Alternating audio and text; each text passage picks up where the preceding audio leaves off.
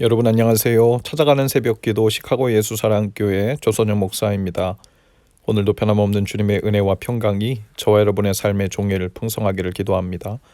오늘 말씀은 열왕기상 10장 23절에서 29절까지 말씀입니다. 제가 읽어드리죠. 솔로몬 왕은 재산에 있어서나 지혜에 있어서나 이 세상의 그 어느 왕보다 훨씬 뛰어났다.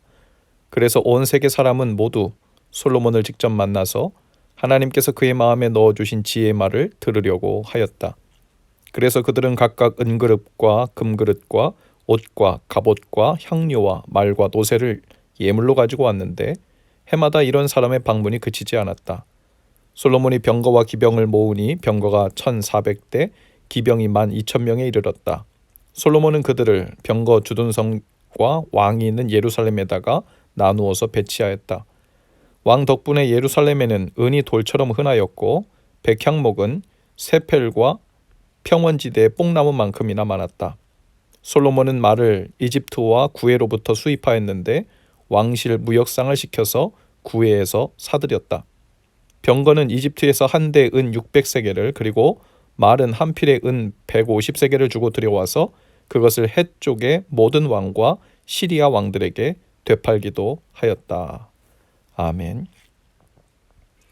10장에는 솔로몬의 지혜에 대해 알아보려고 방문한 스바 여왕의 기록으로 시작됩니다. 스바 여왕은 솔로몬의 지혜에 감탄하지요. 궁금했던 모든 것을 다 물어보았지만 솔로몬이 대답하지 못한 것이 없었다고 했습니다. 게다가 솔로몬의 화려하고 웅장한 궁전을 보고 신하들의 도열, 그들이 입은 옷을 보고 또 왕의 식탁에 올라와 있는 진귀한 요리들을 보고 그리고 성전에서 드리는 번제물의 규모를 보고는 감탄했다 그랬어요. 그리고 7절에서 스바 여왕은 이렇게 말합니다. 임금님께서는 내가 들은 소문보다 지혜와 복이 훨씬 더 많습니다. 임금님의 백성은 참으로 행복한 사람들입니다. 그리고 그 모든 지혜와 부와 영광을 주신 하나님께 스바 여왕이 영광을 돌렸다고 했습니다. 누가 보아도 솔로몬은 더 이상 더 높이 오를 수가 없고 더 이상 더 가질 수도 없는 최고의 자리에 최대의 부를 가지고 있었죠. 그런데 솔로몬은 그때부터 자신의 가진 것을 자랑하기 시작하고 마음이 높아져서 교만한 행동을 하기 시작합니다. 분별력이 없어지는 것 같아요. 솔로몬은 굳이 필요하지도 않은 금으로 만든 금방패를 큰 것 200개, 작은 것 300개를 만들어서 자신의 레바논 수풀궁에 두었다고 했습니다. 또 이번엔 코끼리의 상아를 깎아 자신의 큰 보좌를 만들고 거기에 금을 입혔습니다. 왕이 마시는 모든 그릇들도 오직 순금으로만 사용했습니다. 왕이 이 정도는 해도 되지 않나 싶지만 당시 세상의 그 누구도 솔로몬의 영광과 부귀와 지혜를 따라잡을 수 없었습니다. 이 모든 모습 속에서 솔로몬이 하나님이 주신 부와 하나님 주신 지혜를 어떻게 무엇에 사용하고 있는지가 조금씩 드러나고 있는 것이죠. 또 세계 각국의 사람들이 솔로몬을 직접 만나 하나님께서 그의 마음에 넣어주신 지혜의 말을 들으려고 왔다고 했습니다. 그 말을 한마디 듣고 싶어서 그들은 은그릇, 금그릇, 옷, 갑옷, 향료, 말과 노새를 예물로 가지고 왔고 방문객들은 해마다 그치지 않았다고 했죠. 그런데 서서히 그런 솔로몬에게 문제가 발생합니다. 하나님이 주신 지혜를 가지고 하나님을 잘 섬기고 본래 지혜를 구했던 그 목적대로 백성들을 잘 판단하고 섬기는 데 사용하기보다는 자신의 재산과 지혜를 가지고 자랑하는 일에, 부를 더욱 늘리는 일에, 또 하나님께서 금하신 부대와 병마를 불리고 또 그것을 되파는 무역업을 하는 일에 그 지혜를 사용하기 시작했죠. 그는 점점 하나님을 의지하기보다 자신의 재산과 지혜를 의지하기 시작했습니다. 그 지혜 자체를 의지하기 시작했죠. 그래서 하나님이 주신 재산으로는 병거와 마병을 많이 모았다 그랬어요. 그리고 병거 부대에 필요한 말을 애굽에서 들여왔다고 했습니다. 그런데 그것은 일찍이 하나님께서 이스라엘의 왕들에게 금하신 말씀이셨죠.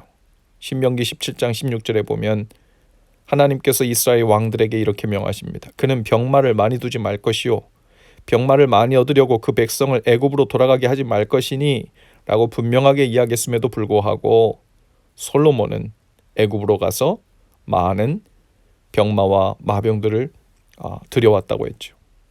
솔로몬은 하나님이 주신 재물과 지혜를 가지고 오히려 하나님과 담을 쌓는 데 사용하고 있었던 겁니다. 세상 사람들이 알아주는 지혜는 넘쳤을지 모르나 하나님을 경외하는 진짜 지혜는 점점 둔감해져 가고 있는 걸 몰랐지요. 잠언 9장 10절에 보면 여호와를 경외하는 것이 지혜의 근본이라고 했는데 하나님 경외하기를 점점 멀리하면서 대신 세상에서 유력하게 살아가는 그 지혜는 날로 빛나고 있었던 거죠. 솔로몬은 마치 요한계시록 3장에 나오는 라오디게아 교회의 영적인 모습과 많이 닮아져 있었습니다. 요한계시록 3장 17절입니다.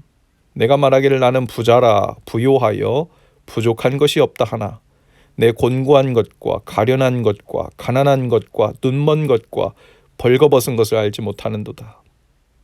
솔로몬은 하나님을 경외하는 지혜에서 눈이 점점 멀어갔습니다. 세상에서는 부자가 되고 부족한 것이 없다고 자랑하고 뽐내고 있었지만 솔로몬은 그렇게 다음 장 11장에 넘어가면서 이방 여인들을 가까이 하기 시작하고 본격적으로 하나님을 떠나 우상 숭배하는 길로 가는 것을 보게 되죠.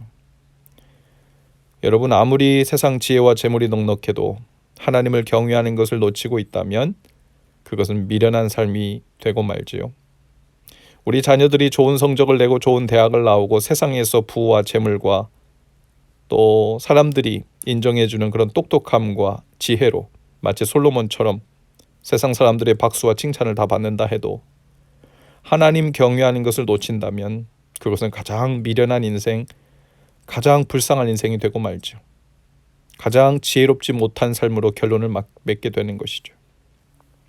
오늘 우리는 하나님이 주신 지혜와 재물로 인해 하나님을 경외하는 일에 사용하고 있는지, 세상에서 인정받는 일에 열을 올리고 있는지 돌아볼 수 있기를 바라요. 하나님 경외하기를 한시도 놓치지 않고 날마다 말씀을 붙들고 겸손히 순종으로 하나님 앞에 나아가는 진정한 지혜의 사람, 진정한 참 지혜를 받아 누리며 사는 그런 저와 여러분들 다 되실 수 있기를 주님의 이름으로 축복합니다. 기도합시다. 주님, 솔로몬이 얻은 그 똑똑함의 지혜를 부러워하기보다 하나님을 경외하며 사는 것을 단단히 붙들고 사는 참된 지혜가 있기를 원합니다.